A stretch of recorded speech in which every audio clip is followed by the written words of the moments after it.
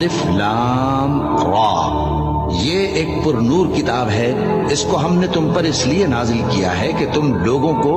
اندھیروں سے نکال کر روشنی کی طرف لے جاؤ، یعنی ان کے پروردگار کے حکم سے عزت والے خوبیوں والے مالک کے راستے کی طرف، یعنی اس اللہ کے راستے کی طرف کہ جو کچھ آسمانوں اور زمین میں ہے سب اسی کا ہے، اور ان کافروں کے لیے عذاب شدید کی وجہ سے تباہی اور بربادی مقدر ہے جو آخرت کے مقابلے میں دنیاوی زندگی کو پسند کرتے